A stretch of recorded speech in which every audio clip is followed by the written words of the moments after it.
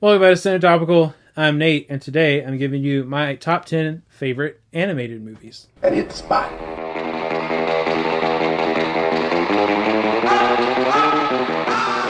It is one of my favorite, genres of film, so pretty stoked to do this list. Probably not many movies that no one's ever heard of on here because there aren't that many animated movies, and you've probably heard of most of them and all of the good ones everybody talks about, but these are just my 10 favorites. So, at number 10, we have the internet darling of the 2020s, which is Atlantis. This movie is so good, and it's always been like a very up my alley movie because it has lots of fantasy elements. It's very like fantastical and mystical, and there's this whole mystery behind it. And I love like how deep into the movie you already are by the time we even get to Atlantis. So you got to spend time with this crew and Milo, and like learning them and getting to pull for them, which just makes the rest of the movie even sweeter when it gets to its like climax and resolution. It's like a beautifully animated movie. Like people point to this and Treasure Planet and I think Prince of Egypt a lot as like just incredibly well animated movies, and that just doesn't exist anymore. Like everyone's adopted like the Pixar format essentially for CGI movies now. And I understand it's like way more expensive to hand draw stuff now, and so like we're probably never going to see that again. It's pretty much just going to be what we have, and then like the occasional stop motion film. But anyways, Atlantis is really really good. It deserves the hype. I'm personally not on board for the live action version of Atlantis. I think it would be terrible. I think they would butcher it like they do almost every other thing that they try to do live action. But the movie does deserve love, and I appreciate it. Number 9 for me. This was a surprise to me even because I rewatched this movie for the first time since I was a kid, probably like 4 or 5 years ago, and I could not believe how much I loved it. But number 9 for me is Beauty and the Beast. I really dig the story, but man, like the music in this movie is absolutely incredible. And it's not just the music, it's how they choreograph the characters to the music as well. And the fact that someone hand drew this stuff to match it up to that music is absolutely incredible to me. But I dig the story. I really dig the characters. But the music is just like peak. I freaking love the music in this movie. Number 8 for me is the first of 2 Studio Ghibli movies on the list, and it's Princess Mononoke. It's definitely like one of the darker Ghibli movies, which I appreciate. You can have something as light as My Neighbor Totoro, and then something like Princess Mononoke, which is violent and has, this big plot of like actual real danger and like a mission going on in it. I also just really love wolves. I like dogs, period, but I've always really loved wolves, and so the fact that you have that in this movie as well. Like Homegirl is basically Akira on a wolf, and that's really sick to me. But it's a great movie. I really dig it. This one number 8. Number 7 for me. Is it just nostalgia? I don't know, man. I think this is just a really good movie. Dang, I just remembered that I did not put Scooby-Doo on Zombie Island on this list, and that makes me sad, because it should have been. So, unofficially, number 11, Scooby-Doo on Zombie Island. Anyways, my number 7 is Batman Mask of the Phantasm. This movie is absolutely incredible. I will say right now, if you like The Dark Knight, if you like these Nolan movies, if you like these more modern takes on Batman and stuff, and you have never seen Mask of the Phantasm, you should go back and watch it.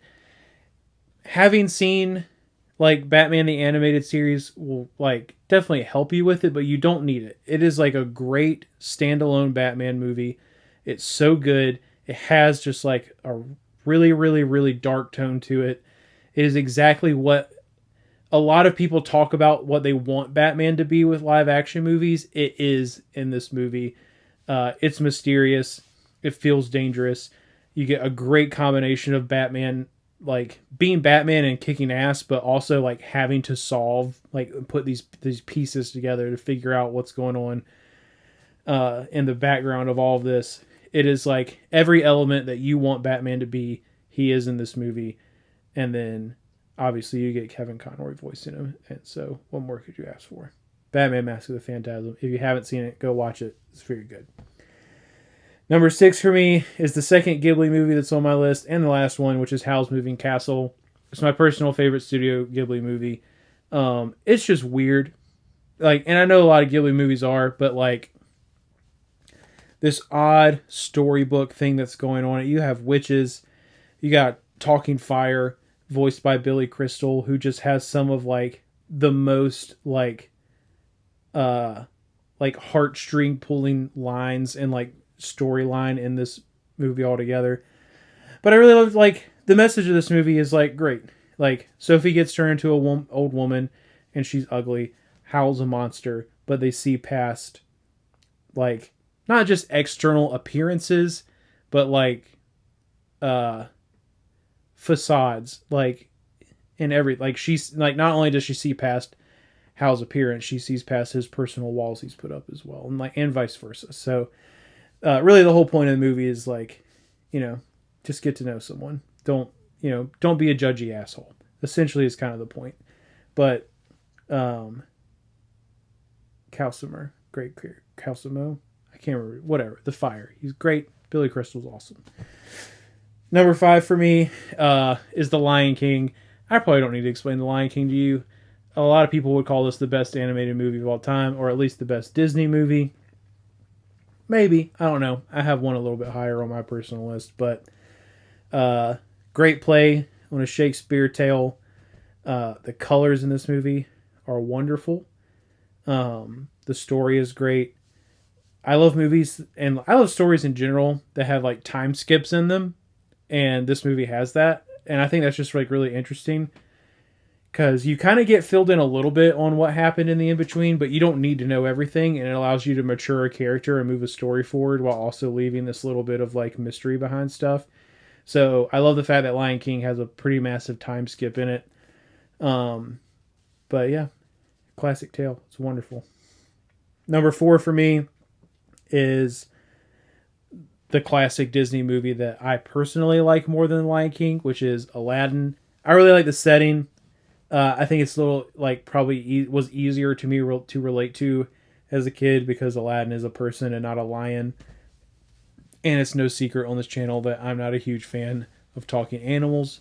Animation is generally the exception, but yeah, Aladdin, he was just a little street rat, and he figures it out, Like, he figures out what's important, and still doesn't just say, okay, I figured out what's important, I'm going to be okay with being a street rat. And he still finds a way to rise above his station. Obviously, an incredibly iconic genie, voiced by Robin Williams. You've heard all you will ever hear about that, but it is a really good part of the movie. I love the kind of switch-ups in the animation, so it's like, it's classic Disney hand-drawn, but then they kind of dipped into CGI stuff a little bit with the, like the talking mountain, or the talking, jaguar sand tomb thing. It's really, really good. And like, I even care about the rug, I just really love this movie. It's adventurous. It has a pretty grand scale for what it is. The music's great. Number 3 is going to be Inside Out. I did not know that an animated movie could make me cry, and then I saw Inside Out, and I said, this is probably one of the more important movies that was ever made for children, because almost every kids movie that has ever been existed, except for Shrek, has like an actual message to it, like you're trying to teach a kid something through it. But it's not necessarily always that like tangible or like truly applicable to like your everyday life as much as Inside Out is, because even most parents don't know how to teach their kids how to properly handle their emotions, because a lot of parents don't know how to properly handle their emotions. So this movie isn't just for kids. Every single person who watches this movie can benefit from it if you choose to accept it, what it is teaching you about your emotions and how they interact, and how every person is capable of feeling multiple emotions at once. And that's okay. And there's no such thing as a bad emotion. They exist for a reason. But like the way they take such a very complex thing that therapists even have a hard time explaining to their clients, and condense it to a level where even a kid who watches it could understand it is absolutely incredible. So that movie's beautiful. In my opinion, a must watch for everyone. Number 2 on my list is the last Pixar movie on my list, which is Coco. Inside Out showed me that an animated movie can cry. Coco showed me that that a Pixar an animated movie could make me cry and do it in a way that just like hits way closer to home on like a more to me sense than Inside Out is a broader sense. Coco is one of the most beautiful movies I've ever seen in my entire life. Like I love when they go to the place of the dead and you get these big wide shots and everything's just dark with neon shining through it. The story is super interesting. The twist in it, like, completely caught me off guard the first time I watched it. Didn't see it coming at all. And I just also love how many themes are in Coco, because to me the biggest takeaway from it is grief. But the importance of music, the importance of family, the importance of acceptance, the importance of, like, you know, being who you are within reason. Like, if you want to be a musician but your family hates music, then you should just be a musician. If you want to be a meth head or, you know, make drugs and your family's against it, you shouldn't do that. So, you know, that's not talking to you. But anyways, Coco's beautiful. Great script. Love all the elements of it and the cultural influence. Great movie. And then my number 1 favorite animated movie is Spider-Man Into the Spider-Verse. So this movie takes elements from the last 2 that I talked about in terms of animated movies having like a true, real, like, gut punch and making you feel something and making you invested in a character and care about what's going on. And having these messages of like coming of age and self-acceptance and like learning who you are as a person and owning it is great. Every time I talk about this movie, I always say it, but this is an animated movie that had the balls to kill Peter Parker.